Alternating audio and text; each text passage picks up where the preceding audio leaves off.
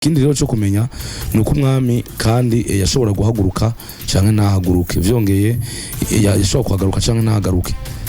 Vyongeye rero uyo mukobwa nta wundi mugabo yasubira kuronka, yaca bikigabiro c'umwami wenyene. Abategetsi nabo baho hantu rero bakubitirwa kumwubahiriza na zanka bashikanira umwami akiza kuharara, nta nimwe bamwaka, ahubwo bamuha abakamyi, abungere n'abandi bamukorera nk'abibwami, ariko ntibaba bangana vy'ukuri n'abibwami. Umwigeme nk'uyo rero byarashaka twarinda y'uwo mwami, uyo yaregwa na nyina na bayinarume, nibo baca baba umuryango wiwe wa hafi, ariko kandi uwo ntiyitwa Ishushu, agatungwa na zanka zasigara muri urwo rugo. Undi muryango twovuga havuye abashoma, twovuga nk'umuryango w'abagani, nawe nyene wamuka ku mwana yavyawe n'umwami ku mwigeme asanzwe yagiye kugendura igihugu nk'uko nyene.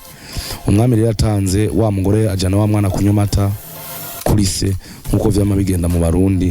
Abashinzwe rero guha amata abana b'umwami bakurira hasi rimwe baranka bati, umwana wonye ku kirimba umwami yatanze atari bwahaze, nta mata tumuha, kuraho wose umugano n'umugani. Kandi rero uyo mwami ngo yari yarinze atanga ingoma adasubiye kwa wa mugore. Murazokumviriza inkene bama bavuga kumbure kuri kwa gasore ngo yari umugano utari umugani. Burya rero hari ababivuga kumbure batazi inkomoko yavyo, ariko akaba ari ukwerekana ko kwa gasore ari umuganwa atari umugani, ni ukuvuga ko ari umuganwa wo mu nzu, ari umwana wo mu nzu.